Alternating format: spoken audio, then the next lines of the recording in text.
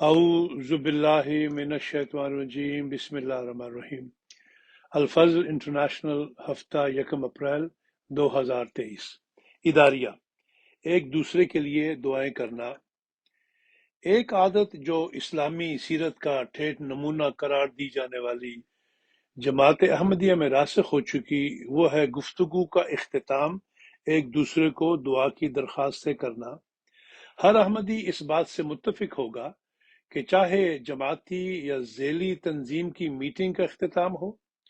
یا گھر میں ہونے والی کسی دعوت کے بعد مہمانوں کا الوداع، دو سہیلیاں، دوست، بہنیں، بھائی ٹیلی فون پر لمبی بات کر کے ایک دوسرے سے اجازت طلب کرنے لگیں، یا کوئی سفر پر نکلنے سے قبل 2 گھڑی کھڑا ہو، اکثر مکالمے کی تان دعاؤں میں یاد رکھنا پر ہی آ کر ٹوٹتی ہے۔ اور اگر کسی کو گفتگو ختم کرنے کی جلدی ہو تو وہ بھی اچھا تو جناب اپنی خاص دعاؤں میں یاد رکھیے گا کہہ کر اجازت کا طلبگار ہوتا ہے۔ اب اس کی قسمت کہ فریق ثانی مدعا سمجھ جائے یا جواباً لمبی دعائیں دینے لگے۔ الغرض ایک دوسرے کو دعاؤں کا کہنا اور یاد رکھنا احمدی معاشرے کا غیر محسوس لیکن جزو لا ینفک ہے۔ قرآن کریم اور سنت نبوی سے مومنین کا ایک دوسرے کے لیے دعائیں کرنا اور ایک دوسرے کو دعا کا کہنا ثابت ہے۔ سورہ حشر آیت 11 میں اللہ تعالیٰ اسلامی معاشرے میں بسنے والے مومنوں کی ایک خوبی یہ بھی بیان فرماتا ہے کہ وہ ایک دوسرے کے لیے دعائیں کرتے ہیں۔ چنانچہ آیہ کریمہ کا ترجمہ ہے، اور جو لوگ ان کے بعد آئے وہ کہتے ہیں کہ اے ہمارے رب، ہمیں بخش دے، اور ہمارے ان بھائیوں کو بھی جو ایمان میں ہم پر سبقت لے گئے، اور ہمارے دلوں میں ان لوگوں کے لیے جو ایمان لائے کوئی کینہ نہ رہنے دے۔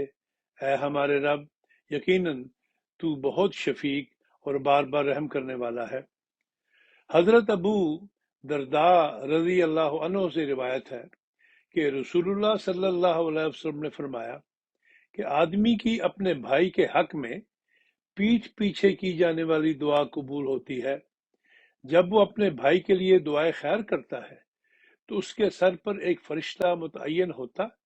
جو اس پر آمین کہتا ہے، اور ساتھ میں کہتا ہے کہ تیرے لیے بھی اس جیسی ہی خیر ہو۔ گویا ایک جانب پیٹھ پیچھے برائی کرنے کو ایک کراہت آمیز فعل سے نسبت دی گئی، تو دوسری جانب اپنے بھائی کی غیر موجودگی میں اس کے لیے دعا کرنے کو ایسی نیکی قرار دیا گیا جس کا اجر عظیم فرشتوں کی مقبول دعاؤں کی صورت اسے عطا کیا جاتا ہے۔ روایت میں آتا ہے کہ ایک مرتبہ حضرت عمر رضی اللہ تعالی عنہ نے نبی اکرم صلی اللہ علیہ وسلم سے عمرے پر جانے کی اجازت چاہی، تو بادشاہ تو عالم صلی اللہ علیہ وسلم نے اجازت دی اور فرمایا، لا تنسانا یا اخیہ من دعائکا، کہ اے میرے چھوٹے بھائی، ہمیں اپنی دعاؤں میں نہ بھولنا۔ حضرت عمر رضی اللہ عنہ کہتے ہیں کہ رسول اکرم صلی اللہ علیہ وسلم نے مجھے ایسے کلمات ارشاد فرمائے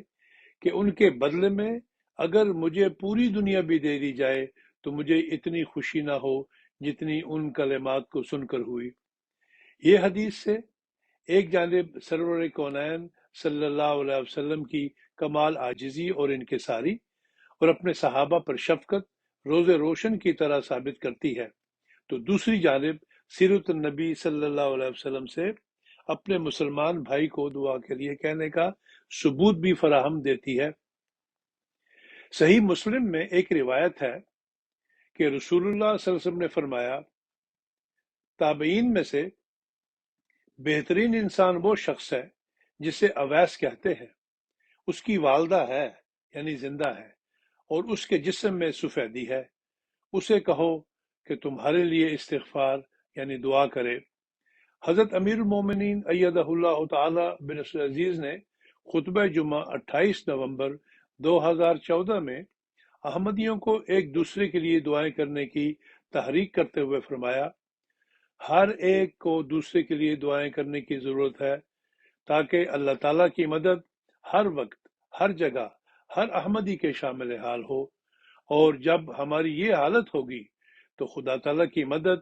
اور نصرت کے حیرت انگیز نظارے ہم دیکھیں گے۔ ہم سب بحیثیت جماعت اور بطور احمدی خوش نصیب ہیں کہ ہمارے درمیان ایک ایسا وجود باجود موجود ہے جس کی دعائیں بلا تفریق رنگ و نسل یا ملک ہر قدم اور ہر مرحلے پر احمدیوں کے ساتھ رہتی ہیں۔ ہم کسی خاص سفر پر نکلنے لگے، ہمارے امتحانات ہوں، کوئی بیمار ہو، پریشانی ہو، خوشی ہو، یا خدا نخواستہ کوئی غم درپیش ہو، ہر احمدی کے لیے حضرت خلیفۃ المسیح الخامس ایدہ اللہ تعالی بنصر العزیز کی خدمت میں دعائیہ خط بھجوانا اولین ترجیحات میں شامل ہوتا ہے، اور پھر ہم ان دعاؤں کی برکات سے فیضیاب بھی ہوتے ہیں۔ یہ ہماری ایسی خوش نصیبی ہے کہ اگر ہم سمجھیں تو اس کے مقابل پر دنیا کی ساری دولتیں ہیچ ہیں۔ حضرت مسلح موعود رضی اللہ تعالی عنہ نے بھی جماعت کی اس خوش نصیبی کا اظہار یوں فرمایا کہ تمہارے لیے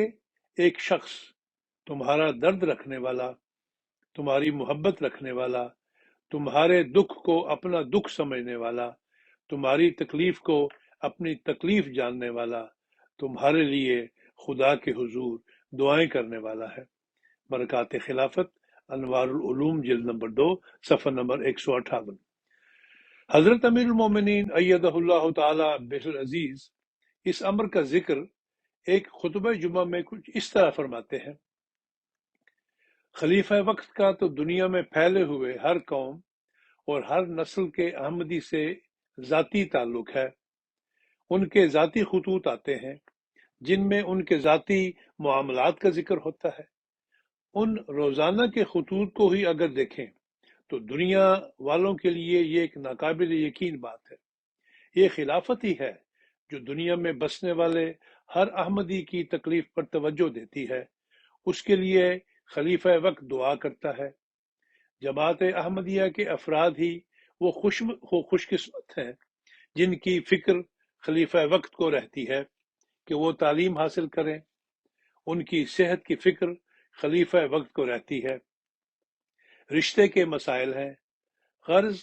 کہ کوئی مسئلہ بھی دنیا میں پھیلے ہوئے احمدیوں کا، چاہے وہ ذاتی ہو یا جماعتی، ایسا نہیں جس پر خلیفہ وقت کی نظر نہ ہو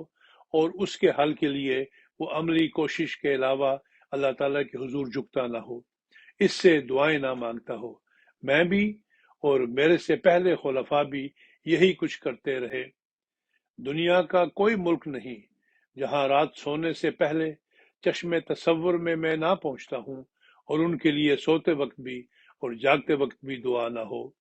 خطبہ جمعہ فرمودہ 6 جون 2014، مطبوعہ الفضل انٹرنیشنل 27 جون 2014، صفحہ نمبر 7۔ قدرتی طور پر یہ سوال پیدا ہوتا ہے کہ خلیفہ وقت کی دعاؤں کا حقدار ٹھہرنے کے لیے کیا خاص کیا جائے؟ کیا محض خلافت کی بیعت میں آ جانا ہمیں خلیفہ وقت کی دعاؤں کا وارث بنا دیتا ہے؟ یقیناً ہر احمدی حضور کی دعاؤں سے کسی نہ کسی حد تک فیض پاتا ہے، لیکن جیسا کہ قاعدہ ہے کہ شاخ درخت سے جتنا مضبوط تعلق رکھے گی اتنی ہی سرسبز و شاداب رہے گی، اسی طرح جتنا زیادہ کسی کا خلافت سے پختہ تعلق ہوگا اتنا ہی زیادہ وہ خلیفہ وقت کی دعاؤں کا مستحق ٹھہرے گا۔ رہا یہ سوال کہ خلافت سے پختہ تعلق کیسے قائم ہو، اسے سمجھنے کے لیے چلتے ہیں جامعہ احمدیہ ربوہ کی مسجد حسن اقبال میں۔ جامعہ دور میں بعض اوقات ہمارے بہت ہی بزرگ اور محترم پرنسپل صاحب جستہ جستہ نصائح فرما دیا کرتے تھے۔ ایک مرتبہ نماز ظہر جو ختم ہوئی تو محترم پرنسپل صاحب نے کھڑے ہو کر اپنے مخصوص دھیمے انداز میں اس امر پر زور دیا کہ مبلغ کی کامیابی خلافت سے پختہ تعلق کے بغیر ممکن نہیں، اور پھر یہ سوال اٹھا کر کہ یہ تعلق کیسے پیدا ہو، خود ہی کہنے لگے کہ خط لکھ کر بھی تعلق پیدا ہو سکتا ہے، رابطہ رکھ کر بھی تعلق پیدا ہو سکتا ہے، لیکن خلیفہ وقت سے پختہ تعلق پیدا کرنے کا ایک آزمودہ نسخہ ہے۔ خلیفہ وقت کے لیے باقاعدہ دعا کرنا، اپنی ہر نماز میں کم از کم ایک سجدہ اس بابرکت وجود کے لیے وقف کر دینا۔ ہم اس بابرکت مہینے سے گزر رہے ہیں جس میں قدم قدم پر دعائیں کرنے اور ان کی قبولیت کے سامان میسر ہیں۔ پس جہاں ان مبارک دنوں میں ہم ایک دوسرے کو دعاؤں میں یاد رکھیں، وہاں سب سے بڑھ کر ہماری دعائیں ہمارے پیارے امام حضرت خلیفہ المسیح الخامس ایدہ اللہ تعالی بالعزیز کے لیے ہونی چاہیے، جو ہم پر ایک شفیق باپ سے بڑھ کر شفقت کرنے والے، ہر امر میں ہماری رہنمائی فرمانے والے اور قدم قدم پر ہمارے لیے دعائیں کرنے والے ہیں۔ آئیے ہم سب مل کر اس امر کا التزام کریں کہ جہاں ہم اپنے دین اور دنیا کی بھلائی کی خاطر خلیفہ وقت سے پختہ اور مخلصانہ تعلق قائم کریں، حضور انور کے ارشادات و احکام کی اطاعت کرنے کی پوری کوشش کریں، وہاں ہم اپنے امام کے لیے دعائیں کرنا اپنی ذمہ داری سمجھیں اور اپنی نمازوں میں کم از کم ایک سجدہ حضور کے لیے وقف کر دیں۔ اللہ تعالی ہمیں اس کی توفیق عطا فرمائے، آمین۔